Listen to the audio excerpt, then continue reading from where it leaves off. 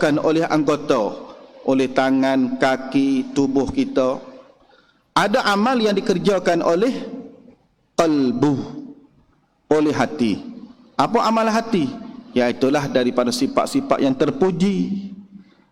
Syukur, redha, khauf, raja dan seumpamanya. Maka amalan ini mizannya ialah syarak. Neraca timbangannya ialah syarak. In wafaqa dhalikal amalu asy-syari'ah fahuwa ta'atan.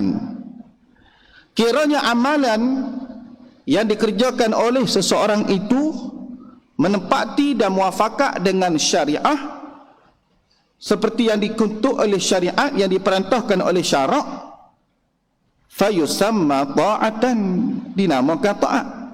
Seperti mana kita mari semaya berjemaah di masjid, membetuli ataupun tidak dengan apa yang diperintah oleh syarak? Membetuli, sama sebagaimana yang diperintahkan oleh syarak. Manakala membetuli seperti mana yang diperintahkan oleh syarak, maka ianya dikatakan ta'at. Wa in khalafa syariah, kalau menyalahi dengan apa yang diperintahkan oleh agama, oleh syariat, yusamma maksiatan, dinamakan akan dia maksiat. Itu dikatakan amal. Amal ni mana gerak tubuh ataupun gerak hati. Sebab kita manusia ni jisim.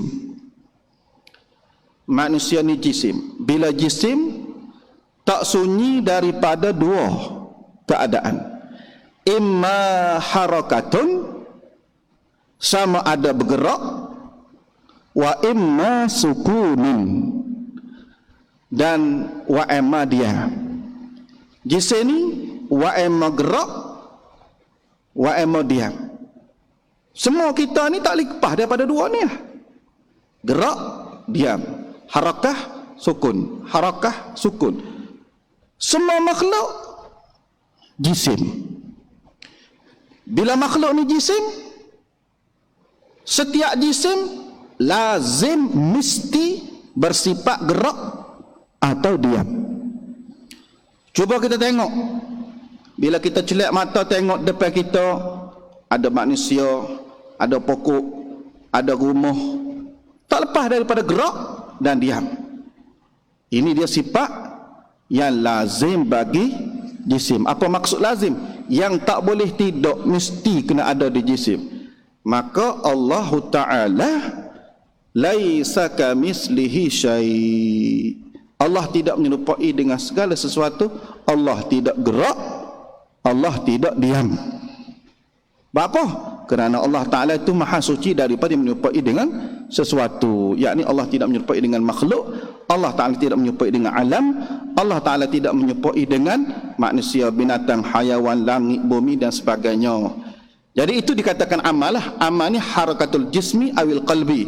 In wafaqa dhalikal amal syari'atan yusamma ta'atan, wa illa fayusamma ma'siyatan. Itu kata ulama.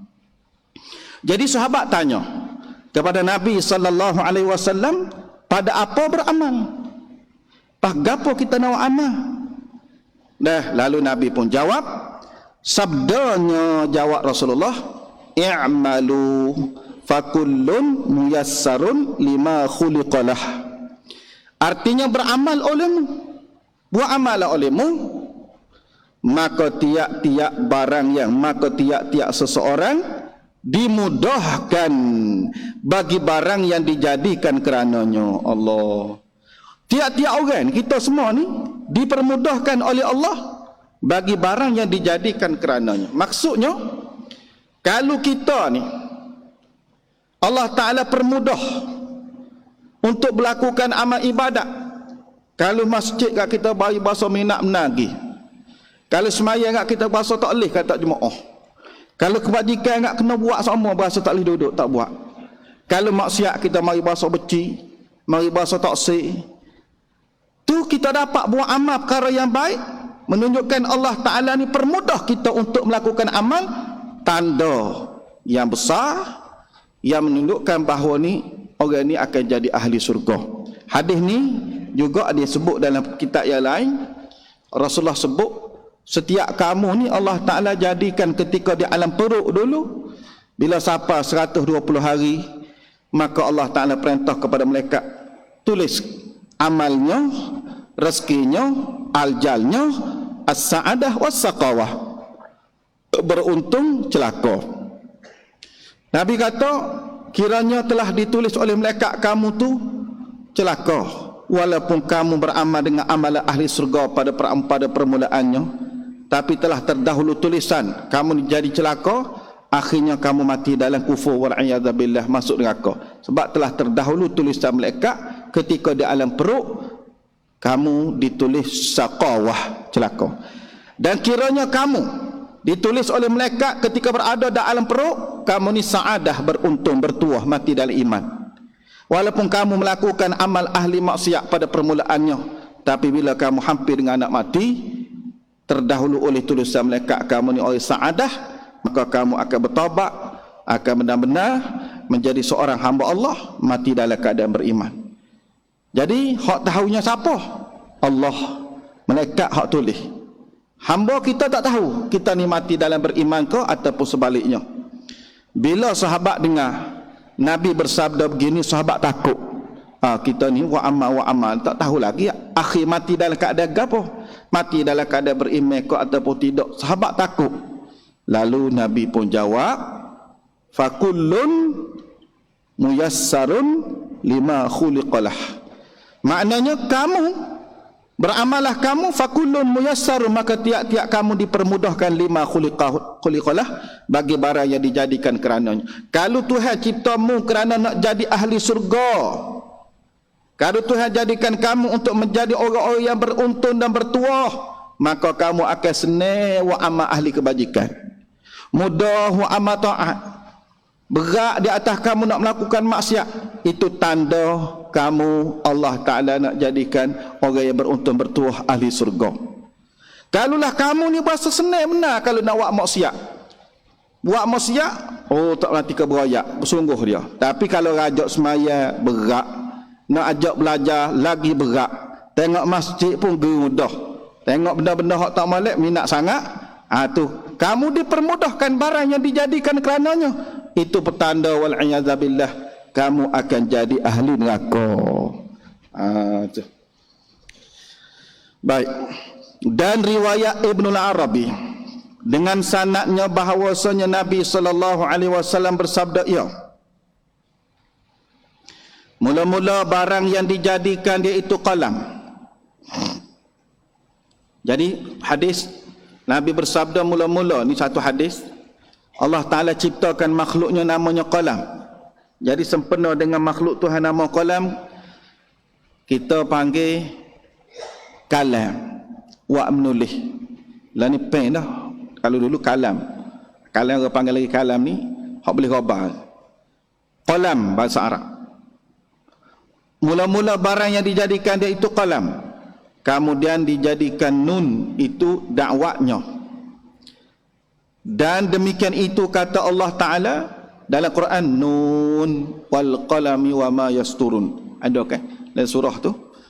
Kemudian firman Allah Ta'ala bagi qalam, lalu Tuhan perintah kepada qalam, surat olehmu, mana uktub, tulis olehmu. Tuhan perintah kepada qalam, berkata qalam, apa yang aku surat? Aku nak surat, aku nak tulis apa ya Allah? Firmannya Allah Ta'ala jawab, surat olehmu akan barang yang ada dan barang yang lagi akan diadakan hingga hari kiamat. Mutulislah barang yang ada dan barang yang lagi akan ada. Hak benda ada dah, benda hak lagi akan ada sampai kiamat. Apakah barang yang ada dan lagi akan ada sehingga kiamat tu apa? Daripada amalan, pekerjaan manusia, dan ajal, rezeki dan asar, bekas. Asar bahasa Arab, bekas bahasa Melayu kita. Kesan dah. Maka berlaku qalam dengan barang yang ada hingga hari kiamat. Qalam tu tulis apa yang Tuhan perintah tu, kalam lah tulis apa yang Tuhan takdir sehingga kiamat. Kemudian tetap kala selesai qalam daripada menyuratnya, bila qalam telah berhenti menulis, selesai daripada menyurat takdir Allah, maka tiada menyurat ia dan tiada berjalan ia qalam hingga hari kiamat. duk dia lah. Kemudian menjadi Allah Ta'ala akan akal. Allah Ta'ala ciptakan akal. Pada manusia ni ada akal. Pada malaikat ada akal. Jin ada akal. Kemudian menjadi Allah Ta'ala akan akal, pikiran. Maka berfirman baginya oleh Tuhan Al-Jabbar. Lalu Allah Ta'ala berfirman kepada akal, tiada aku jadikan suatu kejadian yang terlebih ajib kepada aku daripada engkau. Mana kejadian yang paling pelik ataupun aneh mulah. Demi kemuliaanku, sesungguhnya aku sempurnakan di kau pada orang yang aku kasih. Kalau orang yang aku kasih, aku jadikan akal kamu, aku jadikan dia tu akal yang sempurna. Dan aku kurangkan di kau pada orang yang aku murkai akan dia. Kalau orang yang aku murka, aku jadikan akal itu kurang. Kemudian sabda Nabi SAW, bermula yang terlebih sempurna akal, bermula yang terlebih sempurna manusia akalnya itu orang yang paling akal sempurna, orang yang paling cerdik sekali, Nabi kata. Lagu mana pengukuran, lagu mana kekiraan akal yang paling cerdik, supaya kedok kalau kita kira ni, Nabi kira ni. Bermula yang terlebih sempurna manusia akalnya itu orang yang terlebih mengikut mereka itu bagi Allah dengan taatnya dan ibadatnya. Orang yang paling banyak taat dan ibadat pada Allah, orang inilah orang yang paling sempurna akal. Bukanlah orang yang paling banyak harta benda tetapi tidak ibadat. Orang ini bukan betul, belum dikatakan akal yang sempurna. Sebab apa? Sebab orang yang beribadat, orang yang taat pada Allah tu orang yang paling sempurna akal. Sebab dengan ibadat dan taat pada Allah Ta'ala lah yang membawa kepada sebab selamatnya seseorang itu di hari akhirat yang kekal. Adapun dunia ni sementara je, tak berapa hari kita hidup atas dunia, maka bila balik ke akhirat, kalau dunia tu tidak digunakan kepada jalan Allah, maka tidak akan menjadi faedah langsung. Hak yang berfaedahnya amal ibadat taat yang akan membawa seseorang itu kepada bahagia beruntung di akhirat. Sebab itulah orang yang paling sempurna akalnya ialah orang yang banyak taat dan beribadat kepada Allah Subhanahu wa taala. Dan lagi sabdanya, sabda Nabi,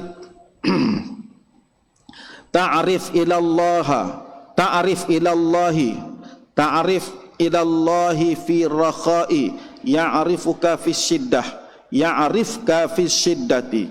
Ta'rif ilallahi fi rakha'i, ya'rifka fi syiddati.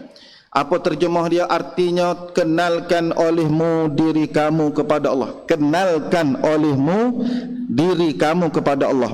Apa maksud kenalkan olehmu diri kamu kepada Allah?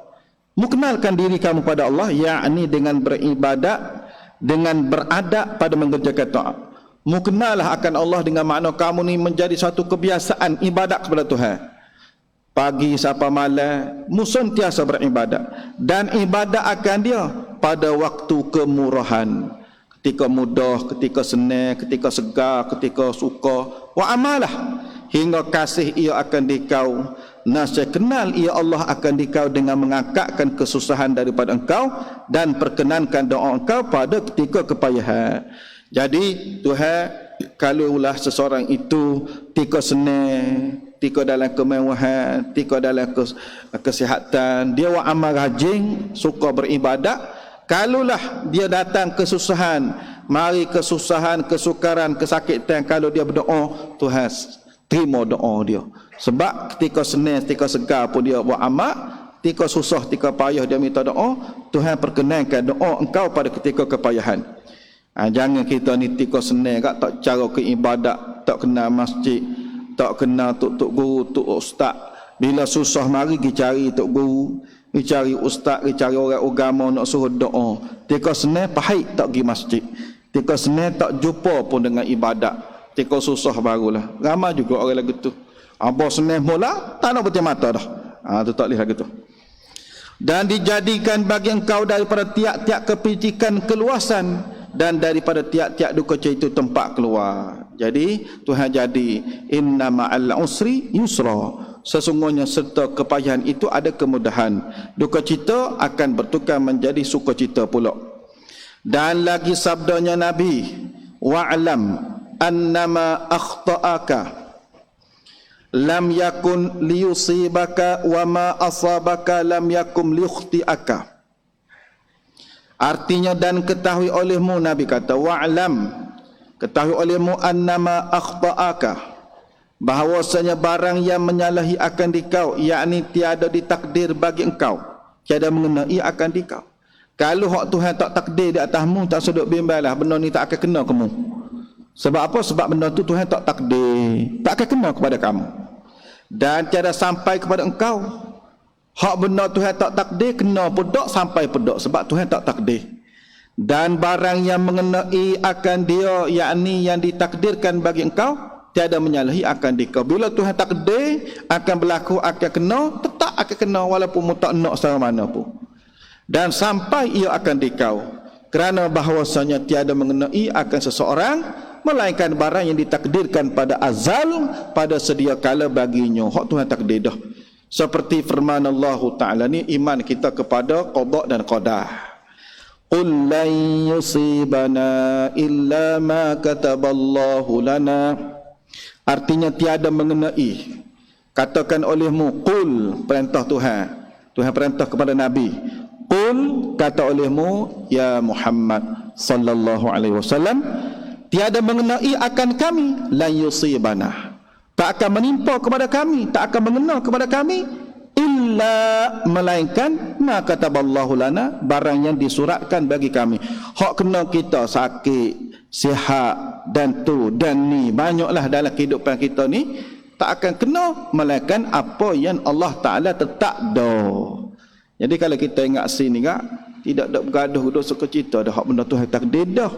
Nah, raditu billahi rabba, kita redha Allah Ta'ala sebagai Tuhan yang telah mencipta, yang telah mengaturkan kehidupan kita, barulah kita boleh redha. Kalau duk nampak manusia, jadi hati kita tu gelisah, hati kita tu jadi duka cita. Ingat ketakdir Tuhan, linailah.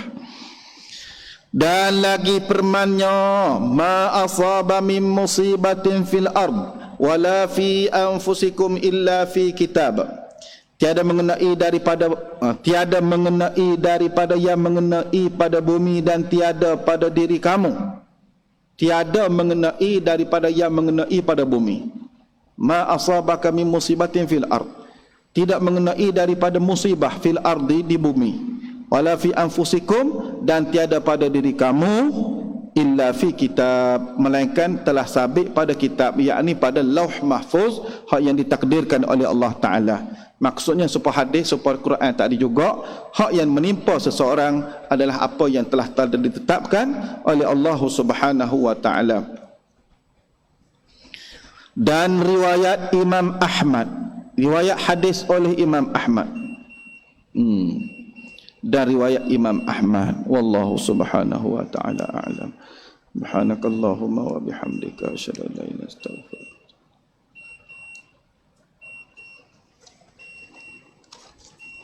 Bismillahirrahmanirrahim. Alhamdulillahirabbil alamin. Allahumma shalli ala sayidina Muhammad wa ala ali sayidina Muhammad. Allahumma ja'alna minal ladzina yastami'una qawla fayattabi'una ahsana. Sallallahu ala sayidina Muhammad wa ala alihi wa sahbihi wasallam. Alhamdulillah. Astaghfirullahal azim.